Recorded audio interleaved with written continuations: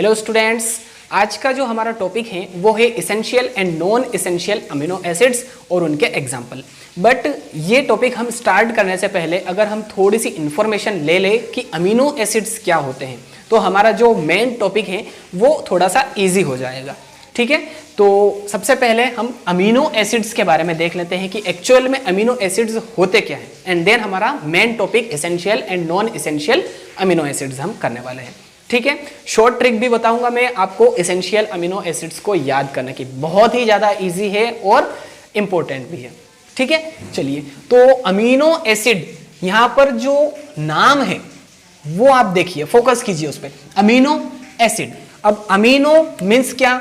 Amino means NH2 group है ना, ये अमीनो ग्रुप है। और एसिड, एसिड बोले तो कार्बोक्सिलिक एसिड है ना, यानी कि COOH, यानी कि ऐसे ऑर्गेनिक कंपाउंड जिनमें अमीनो ग्रुप भी प्रेजेंट हो और जिनमें एसिड ग्रुप यानी कि कार्बोक्सिलिक एसिड ग्रुप भी प्रेजेंट हो, तो ऐसे ऑर्गेनिक कंपाउंड्स को हम कहते हैं अमीनो एसिड्स। बिल्कुल इजी डेफिनेशन हो गई है ना।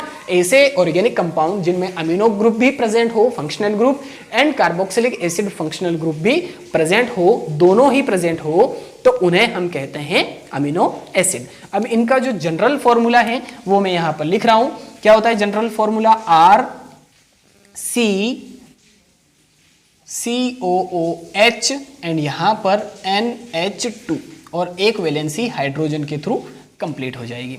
ठीक है, अब यहां पर ये जो R है, ये R अल्काइल भी हो सकता है, अल्काइल ग्रुप भी हो सकता है।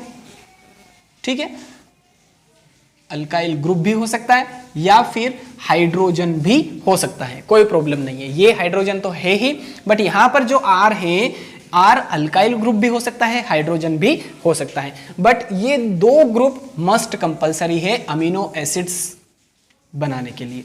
ठीक है, COOH carboxylic acid group and amino group NH2 group.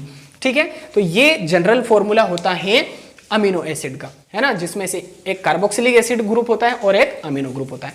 अब ये अलग अलग टाइप के भी होते हैं, जैसे कि alpha, beta, gamma, delta amino acids, है ना। तो इनके नाम ये कैसे रखे गए हैं ये भी हम थोड़ा सा क्लियर कर लेते हैं। चलिए अब देखिए, ये कार्बोक्सिलिक एसिड फंक्शनल ग्रुप है, ये अमीनो ग्रुप है, इसकी प्रायोरिटी थोड़ी ज्यादा होगी एज कंपेयर टू दिस। ठीक है, तो ये हमारा मेन फंक्शनल ग्रुप हो जाएगा, मेन फंक्शनल ग्रुप हो जाएगा।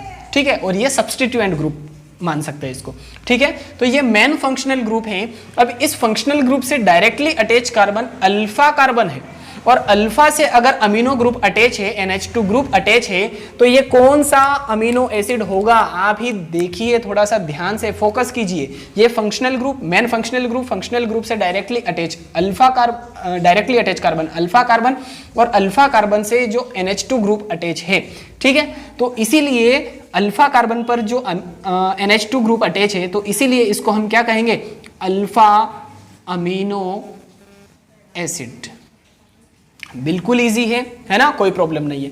अब अगर हम बीटा अमीनो एसिड की स्ट्रक्चर बनाएं तो बना सकते हैं, कोई प्रॉब्लम नहीं है। देखिए ये कार्बन, यहाँ पर COOH ग्रुप, ये हाइड्रोजन, और यहाँ पर एक और कार्बन अगर मैं ऐड कर दूं, इस R की जगह मैं ऐड कर दूं CH3 मिथाइल ग्रुप ऐड कर दूं।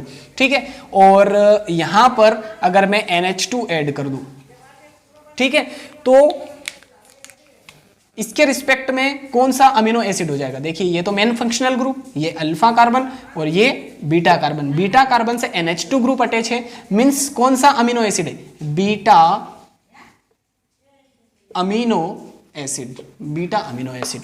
ठीक है, सिमिलरली गामा भी हो सकता है, डेल्टा भी हो सकता है। ठीक है, तो आई होप आपको अच्छे से क्लियर हो चुका है कि अमीनो एसिड की डेफिनेशन क्या है और इसका जनरल फॉर्मूला कैसे हम लिख सकते हैं, अल्फा अमीनो एसिड क्या है, beta amino acid, gamma, delta amino acids किसे कहते हैं, ये सब कुछ आपको अच्छे से क्लियर हो चुका है। अब हम essential and non essential amino acids के बारे में जान लेते हैं, क्योंकि यही आज का हमारा मेन टॉपिक था, है ना। और आपकी NCERT का मैं यहाँ पर लिख देता हूँ, आपकी जो NCERT है, NCERT एक्सरसाइज क्वेश्चन 14.11 का क्वेश्चन है ये, है ना, essential and non essential amino acids. ठीक है, तो उसके लिए भी बहुत ज़्यादा इंपॉर्टेंट है ये टॉपिक, है ना। तो इसेंशियल अमीनो एसिड्स की डेफिनेशन देख लेते हैं। सबसे पहले क्या लिखा है, essential amino acids are required by the human body but they can not be produced or synthesized in the body, they must be taken through food. ठीक है, इसेंशियल अमीनो एसिड्स ऐसे अमीनो एसिड्स होते हैं जो हमारी body के लिए important होते हैं, रिक्वायरमेंट होती है हमारी बॉडी को इनकी, बट हमारी बॉडी के अंदर इनका फॉर्मेशन नहीं होता है, ये प्रोड्यूस नहीं होते हैं हमारी बॉडी में। ठीक है, तो इसीलिए इन्हें हमें फूड सप्लीमेंट के थ्रू लेना पड़ता है, एब्जॉर्ब करना पड़ता है। ठीक है, क्लियर है ना। चलिए एग्जाम्पल हम देखते हैं, बहुत ही इजी ट्रिक में बताऊंगा इनके एग्जाम्पल को याद करने के। ठीक है, चलिए तो एग्जाम्पल है valine, isoleucine, phenyl alanine, histidine, arginine, leucine, lysine, methionine, threonine and last है ट्रिप्टोफैन।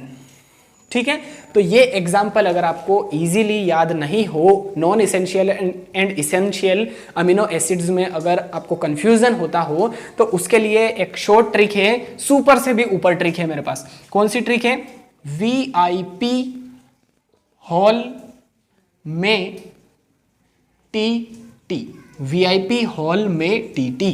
अब V means valine, I means isoleucine, P means phenyl alanine, H means histidine, A means arginine, L means leucine and again L means lysine, ME में, है ना, तो में means methionine, T means threonine and last में जो T है इसका मतलब होता है ट्रिप्टोफैन।